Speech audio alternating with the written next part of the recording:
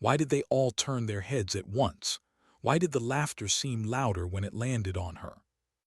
The morning heat pressed heavy across Fort. Dust shimmered off the Nevada ground and the air smelled of gunpowder and sweat. Recruits gathered in neat rows, their rifles gleaming, their optics polished to perfection. Their scopes, fresh from catalogs and expensive contracts, caught the sunlight and reflected it back like jewelry. At the far edge of the formation, arrived with something no one expected. Her rifle was old, rusted at the edges, its wood stock scratched with time. But what really caught their attention wasn't the weapon itself. It was the scope. A battered leather case hung from her shoulder, its strap cracked and frayed. She set it down carefully, opening it as though it were something fragile, something alive. Inside rested an old brass scope, dulled with age, its edges green with tarnish. It looked more like a museum relic than a tool for war. Tyler noticed first. He nudged Drake, smirking as his voice carried. "What is that, a museum piece?"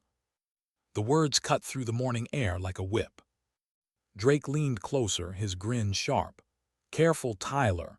If you touch it, you'll catch history dust. Might even break before she gets it on the tripod."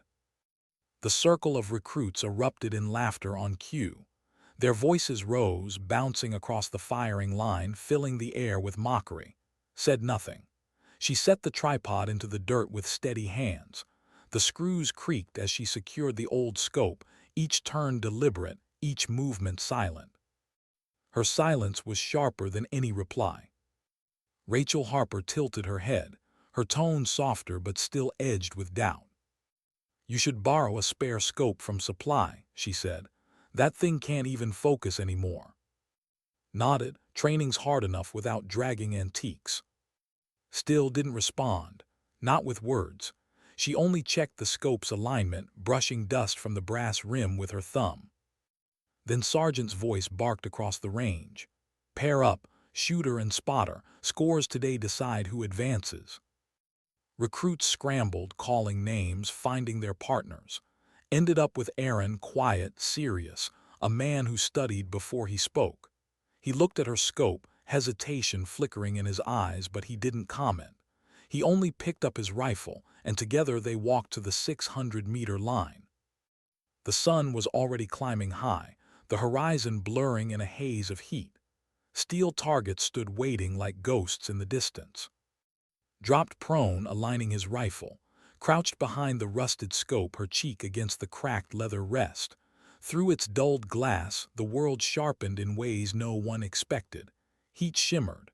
Mirage layered across the valley. "Wind from your right," she murmured. Her voice was low, steady. 6, maybe 7 miles. Mirage shows lift near the target, hold higher. Hesitated, trusting his own sleek digital scope for a moment. But something in her tone carried weight. He adjusted, then squeezed the trigger. Steel rang in the distance, dead center. Blinked, surprise flickered in his eyes. "You saw that with this thing?" Only nodded, already watching the next signs of the wind. The cycle continued. At 900 meters, fired again. Another hit, center plate. Around them, other pairs struggled. Expensive scopes failed to predict the shifting air. Miss after miss scattered across the valley. Whispers began to travel down the line. Recruits stole glances at scope, then back to their own data readouts. Embarrassment rippled. Uneasy silence followed. Then came 1050 meters. Slid into position, taking the rifle herself. Spotted, offering her numbers. She listened, but her eyes remained fixed on the subtle shifts in the landscape. Dust spirals near the rocks. Grass bending slightly off rhythm. Heat rising in delicate waves. She ignored last correction. Adjusted a fraction of an inch. The rifle cracked. Silence stretched. Then across the valley, steel clanged again. Perfect strike. The laughter that had filled the morning evaporated. Drake muttered a curse, spat under his breath, but neither could erase what they'd all just witnessed. A figure approached from behind the firing line. Tall, broad-shouldered across the face. Captain Cole Davenport, range commander, his reputation colder than the steel targets they fired upon. His boots crunched against the gravel as he stopped directly in front of Smat. He said flatly, "Explain your method." Rose to attention, grounding her rifle. Her pulse quickened, but her voice held. "Observed the mirage and vegetation, sir. Predicted wind layers, sir." Davenport's expression didn't change. "And you ignored your spotter's data." "Yes, sir. The instruments showed the surface. The air above told a different story." For a long moment, Davenport said nothing. His eyes dropped to the battered scope. He crouched, lifting it carefully, turning it in his hands. Dust clung to the brass. His thumb brushed against the rim, wiping away grime. Something glinted faintly beneath the dirt. Words etched almost invisible with age. Davenport froze, his breath caught, so slight it could have been imagined. 325 M Delta, 1992. His hand trembled just for an instant. Then his face hardened again, but caught the flicker in his eyes, the recognition, the weight. "Where did you get this?" he asked, his voice lower, now controlled. "It was my grandfather, sir, Caleb Boone. He gave it to me when I was 12. Davenport's jaw tightened. The name seemed to strike something buried deep. He lowered the scope back onto its tripod with reverence, almost as if returning a weapon to an old comrade. "Report to my office at 1600, he ordered. "Bring the scope." He turned and walked down the line without another word. Stood frozen, her heart pounding. The laughter of earlier was gone, replaced by an uneasy silence that clung to the range like smoke. For the rest of the session, her shots, her partner, the sound of rifles, it all blurred. Only Davenport's reaction replayed in her mind. That evening, in the dim barracks, she sat on her bunk with the scope resting on the blanket before her. The single bulb overhead flickered, throwing shadows across the worn brass. She traced its edges with her fingers. Something felt uneven near the eyepiece, a line that shouldn't have been there. She twisted gently. The metal gave with a soft click. Inside was a slip of paper, yellowed, folded tight. Her hands shook as she opened it. 3 short lines stared back, the ink faded but legible. "Trust the wind. Trust yourself. CB." Her throat tightened. She sat in silence, the barracks quiet around her, the paper trembling between her fingers. Her grandfather had left her more than just a scope. He had left her a message, a reminder, a weight. Outside, desert winds swept across the base. They whispered through the cracked window, brushing against the note in her hand. She closed her eyes. For a moment, she could almost hear his voice within the wind itself. The laughter of the recruits that morning felt like a distant memory now. Something far larger was unfolding. The scope, the etching, her grandfather's name whispered with reverence by a captain who showed reverence to no one.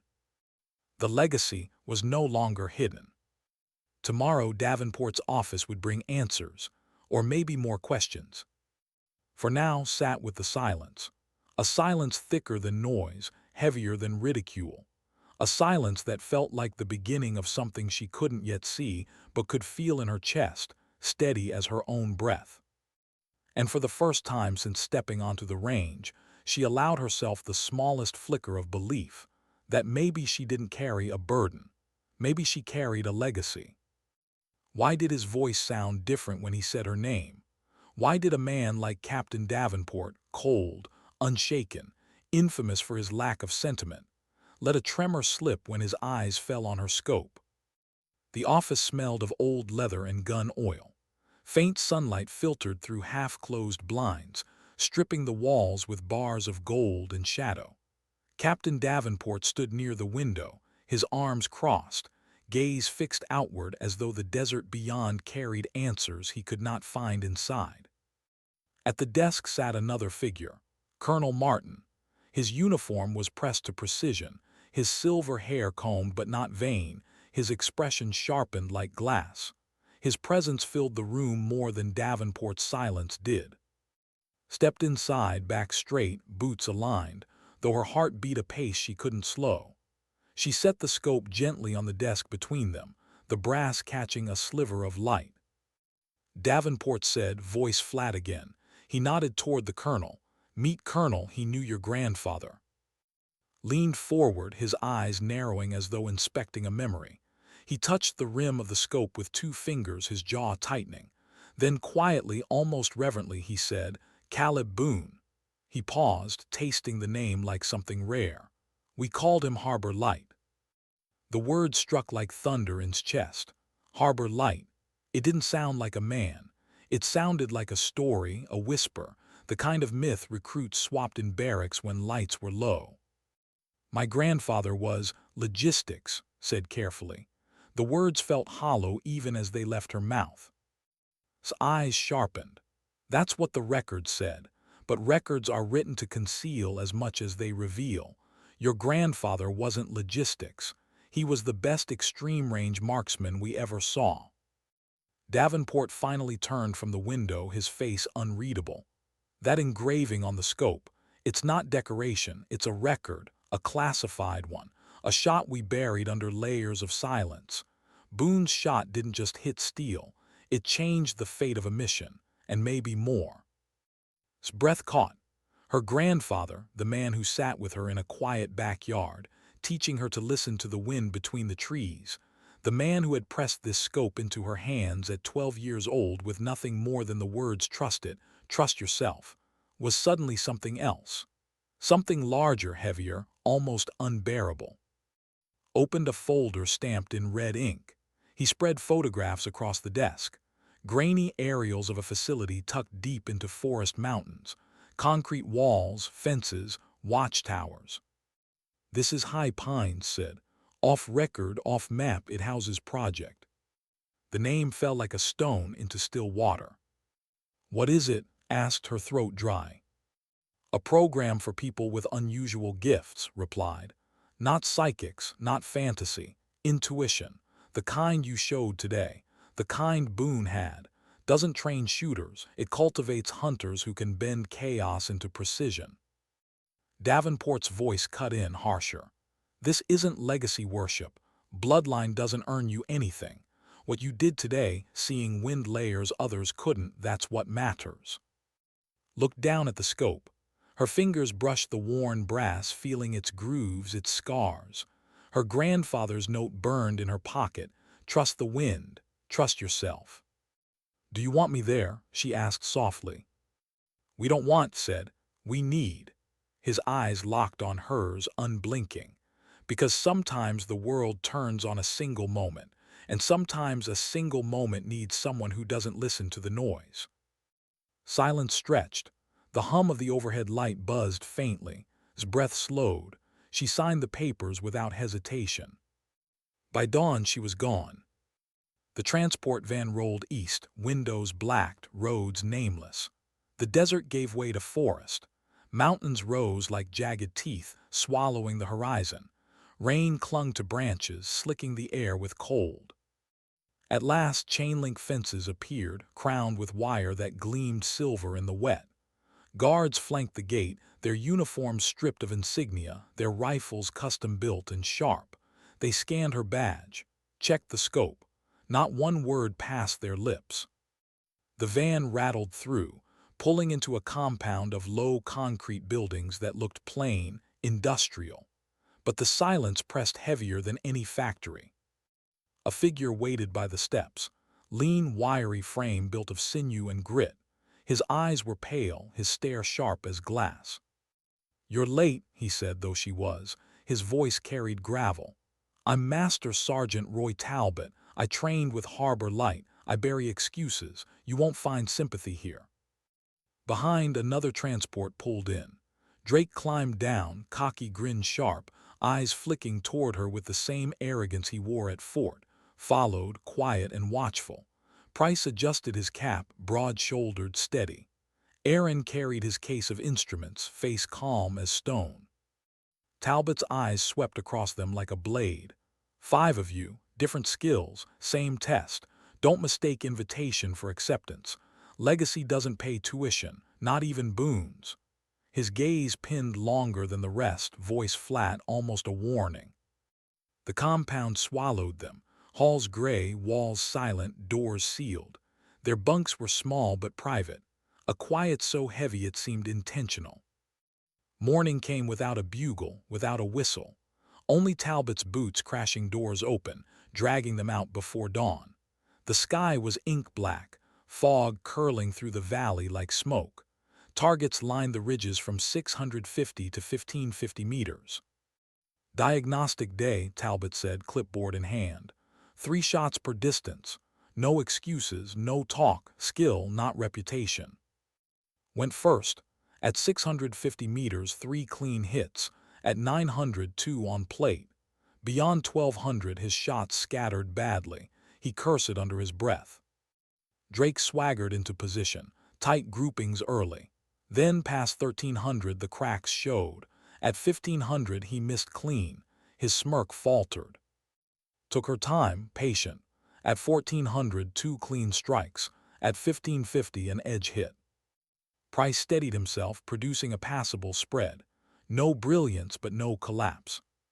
Didn't fire. He spotted feeding calculations, his numbers neat, precise. Then dropped prone at 650. She steadied her breath, the battered scope pressed against her cheek. Grass ripples whispered. The fog lifted in subtle layers. 3 shots, 3 perfect rings. At 900, 3 more precise. At 1100, she adjusted calmly, hit again. At 1300, her third round found dead center. Then came 1550. The scope swayed with shifting winds. Thermals danced like serpents across the valley. She breathed, fired. The first round scraped the outer edge. The second veered wide. The third missed clean. Drake smirked from his mat, guessed the legacy fizzled. His words drew a chuckle from, but not from anyone else. The air hung heavier than before. Talbot scribbled on his clipboard, face unreadable. Secure rifles, debrief at 1900. That night couldn't sleep. She slipped out beneath a cold moon, the compound quiet behind her. At the edge of the woods stood the memorial garden. Rows of unmarked stones gleamed silver in the moonlight. Talbot sat alone on a bench, eyes distant. He didn't turn when approached. "He came here too," Talbot said softly, his voice carrying weight the recruits never heard during the day. "Boone, first week at, missed long shots just like you. Thought he'd failed." His breath caught. "He hadn't," Talbot continued. "He missed once.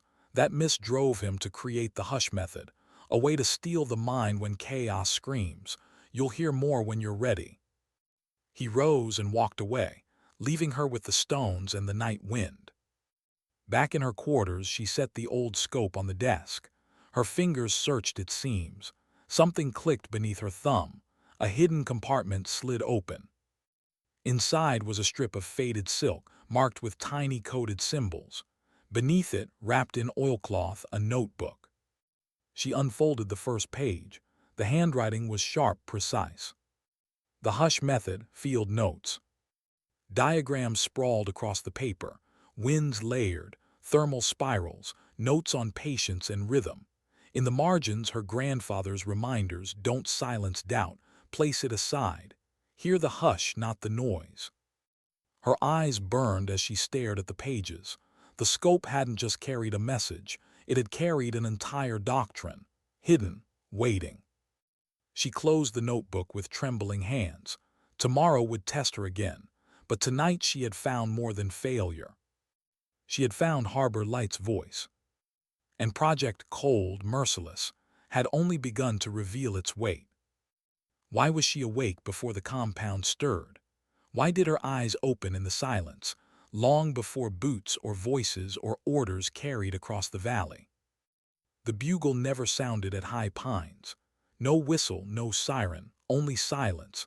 At 4:30 rose, already knowing she needed to. Her boots laced tight, her breath pale in the frost.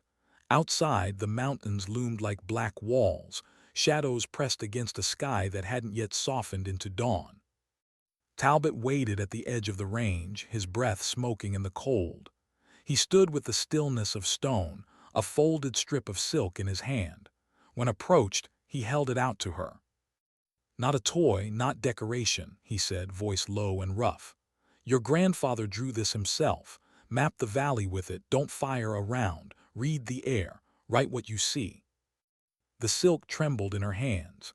Symbols dotted its length, circles, lines, marks drawn with sharp precision, coded by someone who saw more than others ever could. She lay prone in the frost, cheek pressed to the battered scope. Through its glass, the valley shifted into something alive. Shimmering rivers of distortion swayed across the air. Thermals crawled upward from the canyon.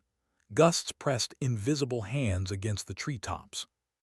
Trace them onto the cloth with trembling fingers, a swirl above a steady push west to east across the valley floor, a sharp updraft lifting from rocks just beyond the tree line. She wrote it all, symbols clumsy at first, then cleaner. Hours bled away until the sun rose pale over the peaks. Talbot studied her work in silence, jaw flexing. His face gave nothing, yet his eyes lingered longer than before. "Closer than most on their first week," he said at last. "Keep at it." He turned away, but the smallest nod betrayed approval. By nightfall, the recruits expected rest. Instead, Talbot marched them into the forest. No lanterns, no electronics, just rifles slung, packs tight, boots breaking frost. The woods swallowed them, branches clawing, air damp with pine and silence. A clearing opened, black as ink. Targets, faint thermal outlines hidden in the trees, flickered in the dark. "Tonight," Talbot said, voice low, eyes pale in the shadows. "The hush method decides who stays." His words cut through the still air. "Noise will lie to you, wind will scream, electronics will fail, only the hush will guide you." Drake cursed under his breath as his scope whined, digital readings sputtering against the dark. "I can't see a damn thing." Steadied herself, her hands sure, her breath calm. Still, her first shot cracked wide, the echo useless against the night. Whispered numbers, tried to calculate from what little he could sense, but numbers bent and warped in the absence of light. His data failed him. Lay flat, cheek pressed against the frozen earth. The world narrowed. She listened. A stream gurgled faintly to the north. Leaves whispered east to west. Crickets fell silent when the wind shifted. She inhaled, centered. The rifle steadied against her shoulder. One shot cracked the silence. It vanished into darkness. A heartbeat later, steel rang from the trees. The first hit of the night. Talbot's head turned, pale eyes catching hers. He didn't smile, but the silence around him spoke louder than approval. Adjusted again. She felt the shift of the breeze on her cheek, heard the hush between gusts. Another shot cracked. Another ring echoed through the woods. The third round followed, true. Her body hummed, but not from adrenaline, from calm, from stillness. The exercise ended with others shaken. Drake stormed back through the trees, his face tight with rage. "Luck," he spat. "Blind chance." Talbot cut him off, voice flat, words like stone. "Luck doesn't draw maps in the dark, saw what you didn't." His pale gaze lingered on Drake. "Shape up or ship out." The warning cut deeper than Drake's pride. Rumors spread by morning he might be cut from altogether. He sat alone in the mess, rage smoldering in silence. Crossed the room, her tray untouched. She set it down across from him. "Don't quit," she said quietly. "We need every rifle here. Harbor Light never walked alone." Her voice carried no pity, only conviction. Drake stared, confusion breaking through his anger. For a moment his shoulders loosened. He nodded once, stiff but genuine. That moment saved him, and it marked as something more than a trainee. 2 days later, the challenge escalated. Talbot led them to the range again. The air was sharp, the mountains clear. "Head-to-head trial," he announced. 1,800 meters, 3 rounds each. Winds shift hard today, prove who you are. Drake stepped forward first, jaw tight, fire still smoldering in his eyes. His first bullet clipped the plate. Edge hit. His second struck center, a moment of relief breaking across his face. His third tore wide, lost to a sudden gust. He cursed under his breath, then moved into position. She laid the silk cloth beside her rifle, tracing the symbols her grandfather had drawn. Her fingers stilled, her breath slowed. She closed her eyes until the doubts drained out, until silence rose above the noise. The first round cracked across the valley, dead center. The second followed, a precise strike in the middle. The third flew, time stretching with it. When the steel rang, it rang perfect. The range fell silent. Even Drake froze, disbelief written across his face. No one spoke, until Talbot's voice cut through, low, even. "That's the hush point," she found it. For the first time, understood. The hush wasn't about silencing noise. It wasn't about emptying the mind. It was about stepping into a place where noise held no power at all. That night the recruits sat together in the barracks. No laughter, no jeers, quiet. They had seen something shift. Wasn't chasing her grandfather's ghost anymore. She was carving her own path. But never paused. The next morning, Colonel summoned Talbot behind closed doors. Their voices carried weight through the thin walls. Orders had come down. An early mission, a field test, real conditions. Most recruits trained for months before deployment, had been at High Pines for days, but's voice was firm. "Goes, we need to know if Harbor Light's legacy is real or myth." Talbot returned to the range, his face carved from stone. He gathered the recruits, his voice clipped. "Command wants one of you in the field. It won't wait." Eyes turned to, Drake's jaw tightened, brows furrowed, lowered his gaze. Talbot locked eyes with her. "Pack your gear, tomorrow you deploy." The words struck like thunder. Training was over, was done with theory. And armed with her grandfather's scope, the silk strip, and the hush method, was about to face her first mission. Why was the room so quiet when her name was spoken? Why did every eye in the briefing room flick toward her, as if the air itself shifted when Colonel laid out the mission? The map lay across the table, satellite images spread like an accusation. Jagged mountains, a fortress-like compound etched into the guard towers, walls, shadows that promised danger. "Target," said. His voice carried the weight of command, the kind that silenced even whispers. "Architect of 3 embassy bombings, planning more, protected, hidden, untouchable." Sat still, her hands folded in her lap, the battered scope resting against her pack. Her throat felt tight, but she forced her shoulders to stay square. "Drone strikes off the table," continued. "Too many hostages inside. The only window is dawn prayer in the courtyard." A pause, then's voice low but steady. "Range." Answered before anyone else could. 3,728 meters, nearly 2.5 miles. The number hung in the air like smoke. Drake exhaled slowly, shaking his head. Shifted in her chair, unease written across her face. Even Talbot's jaw clenched, the faintest tell of pressure. His eyes fixed on, "This is why I exist. The shot is yours." Her heart thudded against her ribs. 2.5 miles. The number pressed into her chest like a weight, heavier than her rifle, heavier than the scope. She nodded once, not in arrogance, not in bravado, in acceptance. Night cloaked the mountains as the MH-47 thundered across valleys. No lights, only the rotor thrum, rattling teeth and bones. Inside the dark belly of the helicopter, the team sat shoulder to shoulder.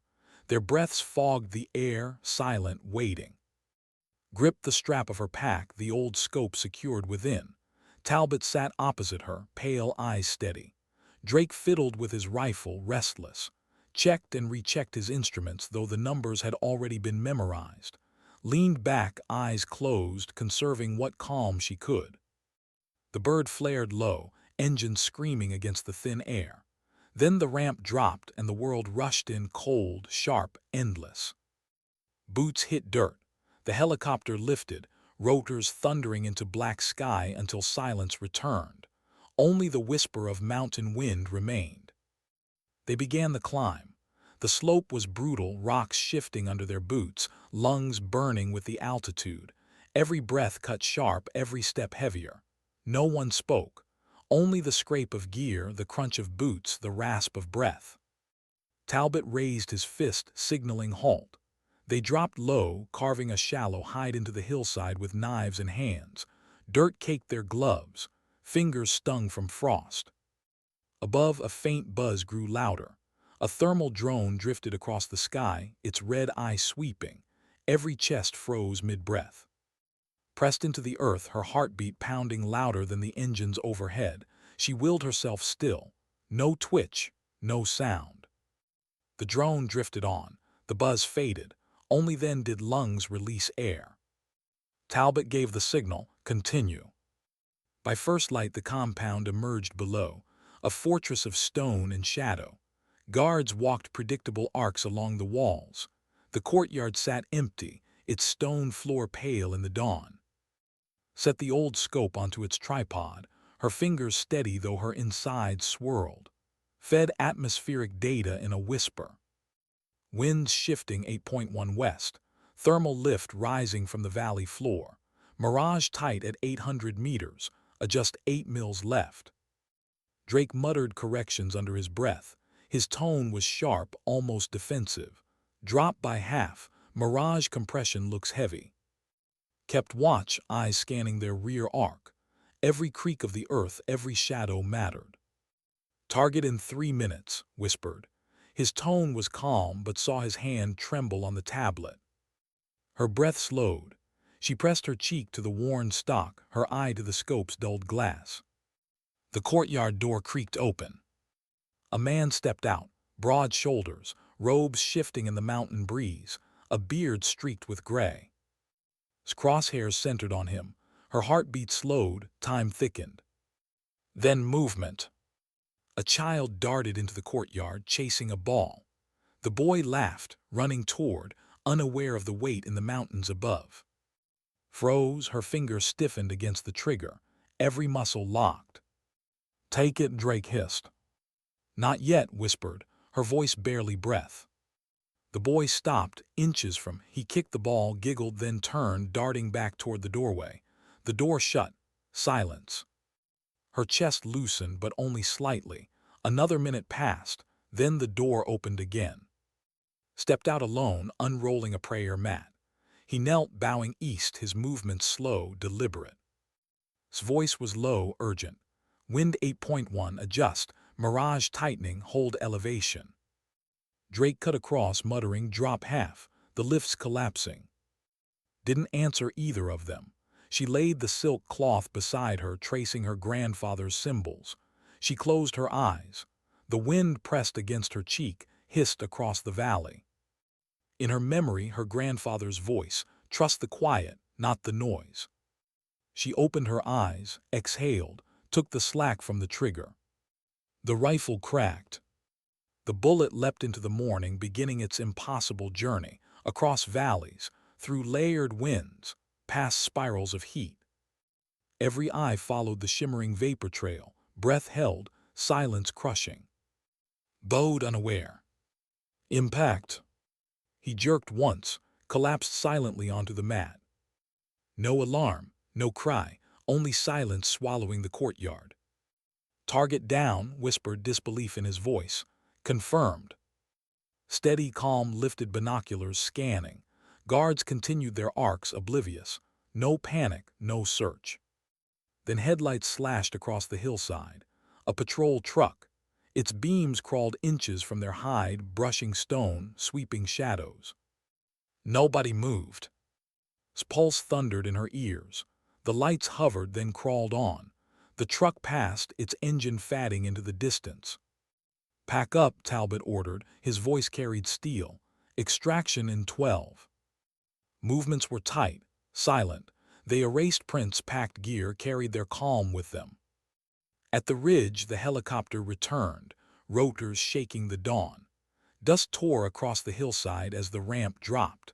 The team scrambled aboard, lungs burning, hearts still racing with what they hadn't allowed themselves to feel until now. Inside the bird, no one spoke. The world roared around them, but silence lay thick between every breath. Back at High Pines waited. His eyes scanned each face as boots touched dirt, but his gaze locked on.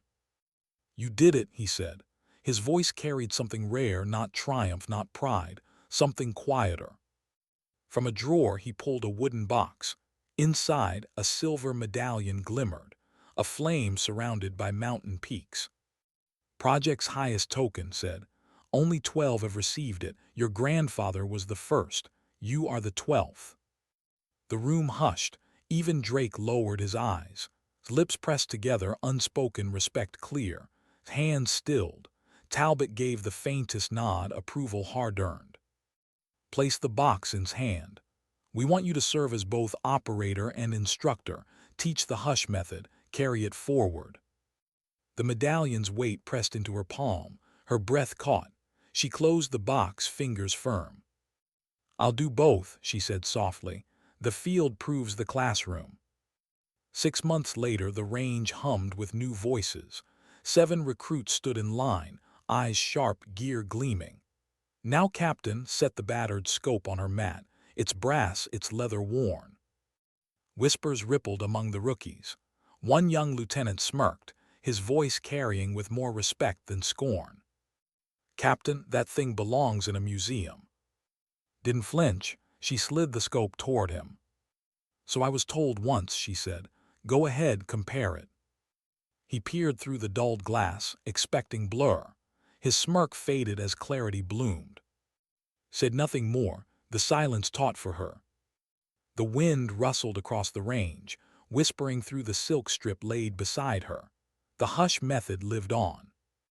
And for the first time in decades, Harbor Light's voice wasn't an echo of the past. It was a lesson carried forward. Why did their eyes narrow when she spoke?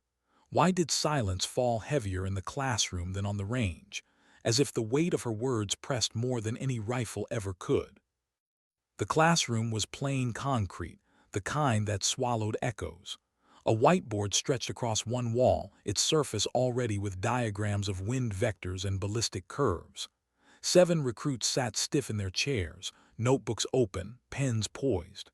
Their uniforms looked fresh, their boots, their confidence sharp and loud in the way only the untested could carry. At the front of the room placed the battered scope on the desk. Its brass edges caught the pale light of the overhead bulbs. Some recruits leaned forward curious, others smirked. She let their eyes wander, let their whispers start. She said nothing. Finally, one broke the silence, a young lieutenant, eager, impatient. "With respect, Captain, why train with relics? We've got better tools now." His words drew chuckles, didn't flinch. She placed a silk strip beside the scope, its faded symbols lined in quiet precision. "Because tools fail," she said. Her voice was calm, even. "When they do, silence doesn't." The room shifted. Some frowned, some scoffed quietly, but 1 or 2 scribbled notes without being told. Picked up a piece of chalk. Her hand moved steady as she drew circles, arcs, currents. She didn't explain immediately. She let the shapes hang there, confusing, incomplete. Suspense filled the gap. Then she spoke. "Most of you think marksmanship is math, numbers, angles, trajectories, but numbers only describe the surface. They don't tell the story of what lies between." She tapped the chalk against the silk. "The hush is not silence, it's control. It's stepping into a space where noise holds no power." Some leaned back, unconvinced. Others leaned forward, caught in the rhythm of her words. Later on the range, doubts grew sharper. The recruits lined their rifles, scopes gleaming, barrels clean. The valley stretched wide before them, targets shimmering in heat. Wind 7.4 west. "Adjust 3, one recruit muttered, parroting numbers from his device. Crouched behind him, listening. The rifle cracked. The round sailed wide, the clang of steel never coming. The recruit cursed, glancing at his display. But the numbers said.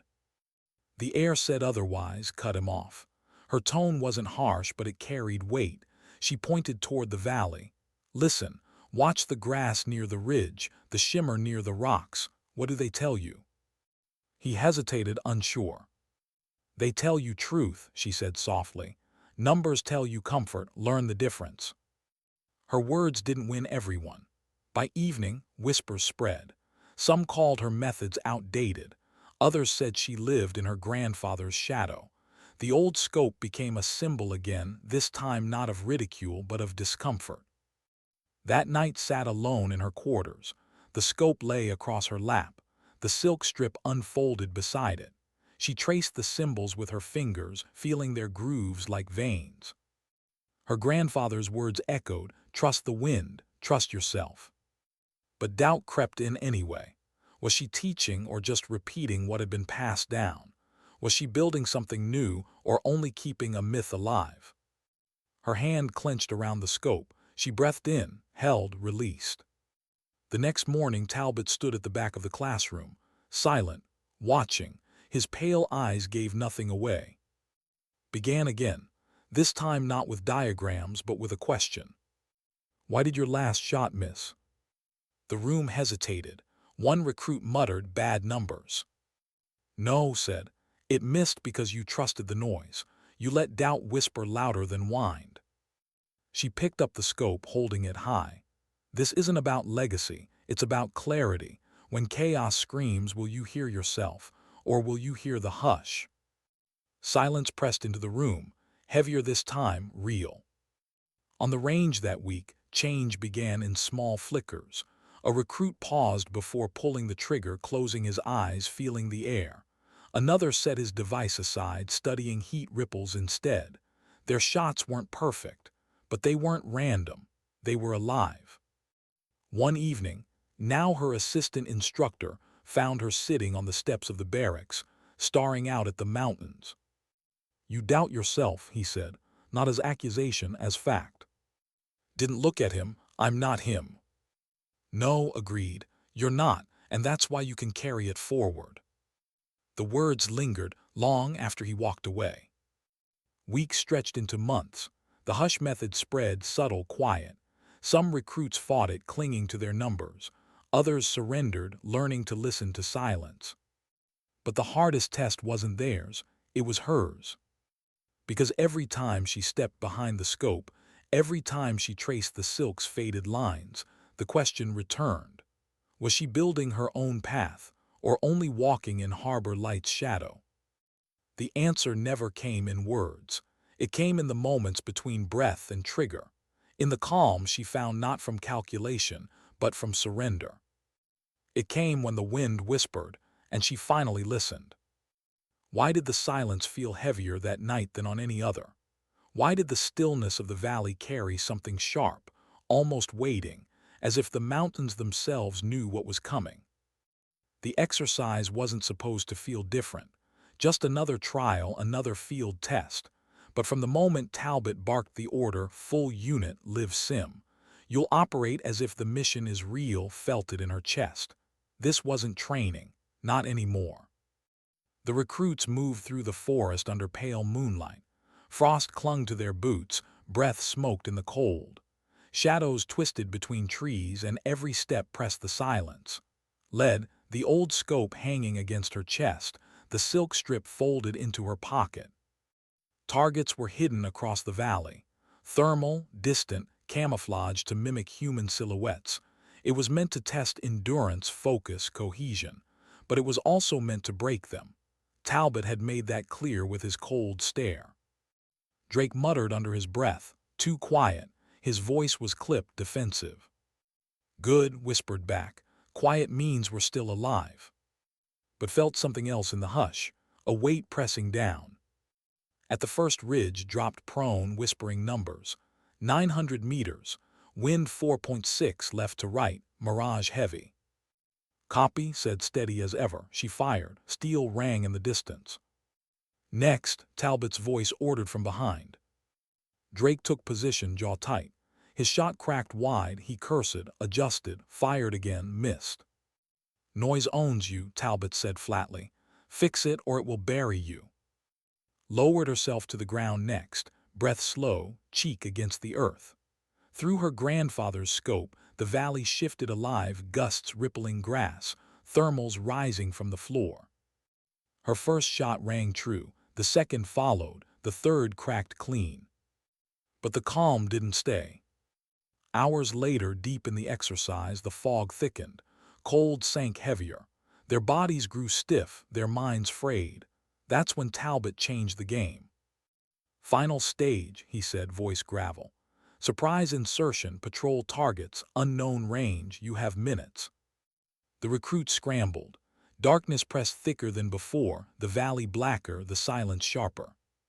Then it happened. A shape emerged in scope, human-sized, distant, unclear. Whispered numbers, 1008, wind shifting, elevation tricky. She steadied her breath, crosshairs hovering, but something felt wrong. The target didn't move like a mannequin. It shifted weight subtly like breath. "Fire," Talbot ordered. Her finger froze on the trigger. Drake hissed beside her, "Take it." His pulse hammered, her eyes narrowed. No, she couldn't, she wouldn't. Her finger eased off the trigger. Silence hung, then Talbot's voice cut, "Cease fire, secure weapons." Lights flared across the valley. Figures stepped out from the shadows. Not mannequins, not thermal plates, operators, live role players. Drake swore, his jaw tightened, hand trembled.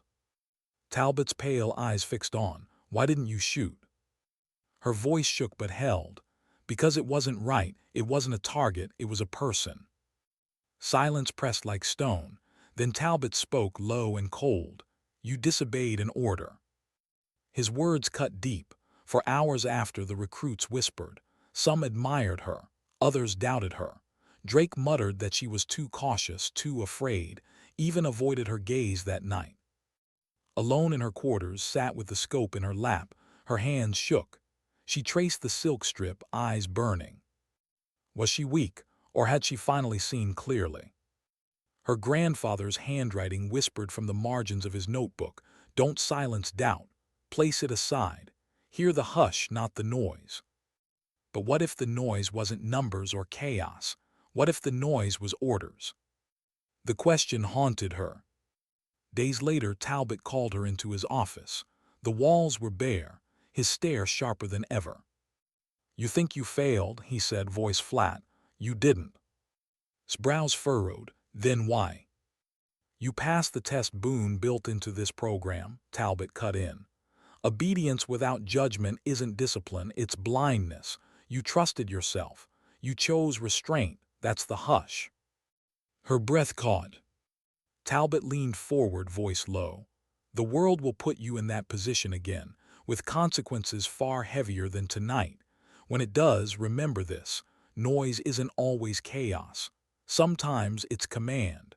Sometimes it's pressure, but the hush never lies."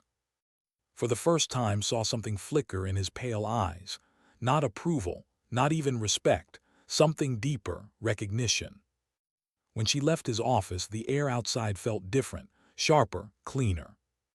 But doubt still lingered. Weeks passed, training pushed harder, missions blurred between exercises and real tests. The recruits thinned as some washed out, their pride unable to bend. Remained, but the night of restraint haunted her still. She replayed the moment, the frozen trigger, the silence after. Was she strong, or had she hesitated? The answer refused to come, until the day summoned her again. Another mission, another impossible range, another silence waiting. Only this time, it wouldn't be paper targets or role players. It would be real. And knew, deep in her chest, that her breaking point was no longer behind her. It was ahead. Why did her chest tighten the moment she saw the map? Why did the photograph on the briefing table feel heavier than any rifle she had ever carried? Colonel slid the satellite images forward. A compound tucked into a valley of jagged stone. Guard towers at every corner. A courtyard wide and bare. He spoke the name like a shadow. Dr. Al-Haddad, architect of chemical dispersal systems. Intelligence confirms he's developing prototypes for use in civilian centers. The air in the room turned colder. "No," continued, "too much collateral, no ground assault. The only chance is Dawn when he steps into the courtyard. The shot has to come from beyond 2,000 meters. You'll lead the team. Felt the weight sink deeper into her chest. She didn't look down at her grandfather's scope, though she felt it heavy in her pack. She looked at Talbot. His pale eyes gave nothing, but the smallest flick of his head told her what she already knew. This one was hers. By nightfall, the MH-47 carried them across the desert sky. The helicopter's belly rattled, the world below nothing but black ridges and deeper shadows. No one spoke. Even Drake, who had never learned silence in the barracks, sat with his jaw clenched tight. His eyes were closed, lips moving faintly like prayer. Stared at the tablet in his hands, though he hadn't entered new data in an hour. Sat with the scope across her knees. Her fingers brushed the brass edges, feeling the scars etched into its surface. She thought of her grandfather's hidden note, "Trust the wind, trust yourself." When the bird flared and dropped, her body moved without thought. Boots hit dirt. The helicopter vanished back into the sky, leaving only the roar of silence. They climbed hard. The slope was steep shale sliding underfoot. Every breath cut sharp. The cold bit at their throats. By the time they dug into the hillside, carving a hide with knives and fingers, their lungs burned and their muscles shook. But no one spoke. Dawn painted the ridges pale. The compound below stirred. Guards paced, rifles slung lazy. The courtyard lay bare, stone gleaming faintly in the light. Whispered numbers, 2,200, wind 5.4 cross from east, mirage heavy, compression near ground. Drake muttered his corrections. 1/2 mil down, gusts rolling, watch for snap. Listened but didn't answer. She unfolded the silk strip beside her rifle. The symbols glimmered faintly in the morning light. She traced them, breath slow, pulse steady. Then the door opened. A man stepped into the courtyard. Tall, narrow frame, robe drawn against the morning chill, his beard streaked with white. Al-Haddad. His crosshairs steadied, time thickened. But then another figure appeared. A young woman, no older than 20, carrying a tray. She set it gently on the stone table, bowing her head as she moved. Whispered urgently, "Non-combatant." His breath caught, her finger froze on the trigger. The woman lingered, adjusted the tray, spoke softly. Al-Haddad gestured, irritated, dismissive. Finally she turned, slipping back inside. Silence filled the hide again. His finger tightened. Then something shifted, a child's laugh, light, unexpected. A boy darted through the courtyard, chasing a stray ball. Al-Haddad turned, watching him for a brief moment, his face unreadable. His chest tightened. Not again, not this. Her grandfather's words pressed in her skull, "Trust the quiet, not the noise." But the noise screamed louder than ever. Orders, numbers, pressure. His voice trembled. "Clear shot in 5, wind steady, take it." Her cheek pressed into the worn stock. Her eye locked through the old glass. She exhaled, the world narrowing. But she didn't fire, not yet. The boy lingered, kicked the ball once more, ran off, the courtyard door shut. Only Al-Haddad remained, standing alone. His body moved, breath in, hold, exhale. The rifle cracked. The bullet tore across the valley, its vapor trail shimmering. Time slowed, stretched, fractured. Impact.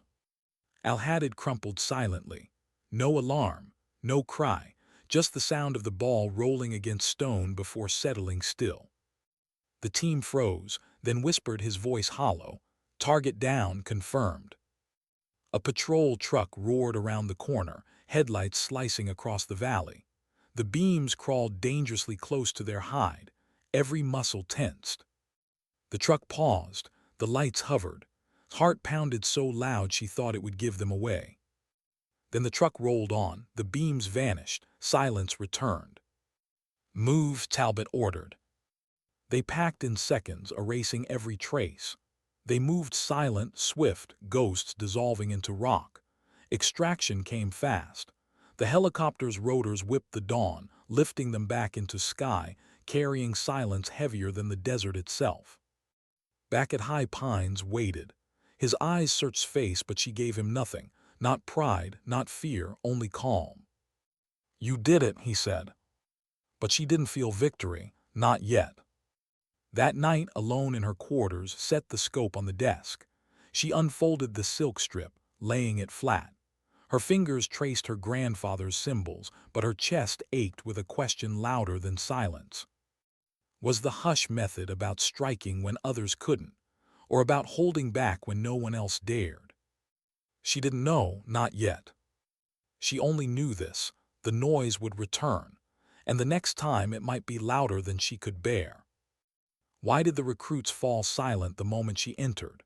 Why did even laughter, once so easy at her expense, die in their throats when she set the battered scope on the bench? 6 months had passed since the desert mission. 6 months since Al-Haddad fell in silence, the ball rolling across stone, the courtyard swallowing its own echo.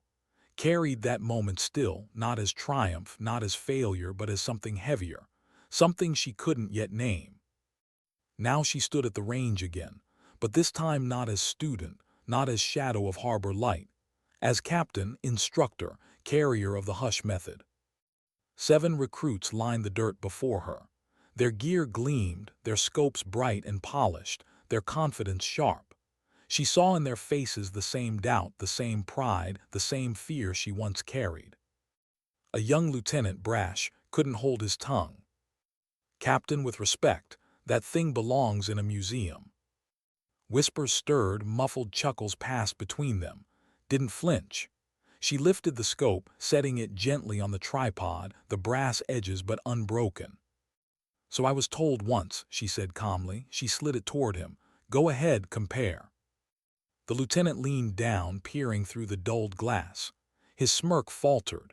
The valley beyond sharpened, not through numbers, not through circuitry, but through clarity cut by silence. He pulled back, unsettled. Said nothing. She didn't need to. The silence taught for her. They moved into position. Targets shimmered in heat downrange, steel gleaming faintly under the sun. Stood behind them, arms crossed, the silk strip folded in her hand. "Wind?" she asked. 6.1 west, one recruit called, trusting his digital readout. 5 flat, maybe 5-2. Another countered, adjusting knobs. Their rifles cracked, shots scattered, some wide, some close, few true. Crouched beside them, she pointed toward the valley. "What does the grass say?" Confusion flickered across their faces. "What do the heat ripples tell you? The dust near the ridge, the silence." One recruit frowned. "With respect, Captain, the devices." "Fail," cut him off, her voice sharp but even. "And when they do, what will you have left? Numbers or yourself?" Silence pressed heavier than orders. Later, as the sun dropped low, called them in. She unrolled the silk strip across the bench. The faded symbols glimmered faintly. "This," she said, "isn't a relic, it's a map. My grandfather drew it, Harbor Light. You've heard the whispers." Some heads nodded, others looked skeptical. His gaze swept across them. He missed once. That failure gave him this, the hush method. It isn't about silence, it's about control. When chaos screams, when doubt roars, when orders press louder than reason, the hush is the place where you hear only truth. She paused, letting the words settle. "You won't find it in numbers. You won't find it in me. You'll only find it when you trust the wind and trust yourself." The recruits leaned closer, caught in the cadence of her voice, the weight of her silence. That night, alone in her quarters, sat with the scope on her desk. Her fingers traced the brass, her eyes on the silk. The memory of Al-Haddad flickered in her mind, the ball, the boy's laugh, the moment of restraint before the shot. She wondered if her grandfather had felt the same, if Harbor Light had carried not just pride but doubt, if the hush method had been born not from strength but from weakness endured. Her chest tightened, then softened. She realized it didn't matter. Legacy wasn't about perfection. It was about endurance. Weeks stretched, recruits came and went. Some failed, some stayed, but each left with a piece of the hush, a seed planted. One evening, Talbot found her at the memorial garden, sitting among the unmarked stones. The wind whispered across the grass, carrying silence with it. "You doubt less now," he said, his gravel voice softer than she'd ever heard. "Didn't look at him. I doubt different, maybe that's the point." He gave a rare nod. Boone would said the same. She turned the scope in her hands, feeling its weight, its scars. For the first time she didn't see a relic. She saw a bridge, between past and present, between silence and noise. Months later she led her recruits on a live fire test. The valley stretched wide, winds harsh, thermals unpredictable. They missed, adjusted, missed again. Frustration spread. Crouched, her voice low, steady. "Listen." They stilled. "Do you hear it, the hush?" Their rifles steadied. Shots cracked, steel rang, not perfect, not flawless, but real, alive. Step back, the wind brushing her face, carrying her grandfather's echo. And she understood. The hush was never about silence. It was never about legacy. It was about choosing clarity when the world demanded noise. When the day ended, the recruits packed their gear. The young lieutenant lingered, glancing at the battered scope one last time. "Captain," he said, his voice quieter now, "maybe it doesn't belong in a museum after all." Gave no answer. She didn't need to. As the sun bled over the ridges, she stood alone on the range. The wind whispered across the silk strip. The scope sat beside cutting-edge optics, its scars glowing in the light. She exhaled, her voice a whisper not meant for anyone else. "Sometimes dignity doesn't speak, it simply acts." The screen cut to black. White letters lingered in silence. Hush isn't silence, it's control. Records fade, numbers change, but knowledge endures.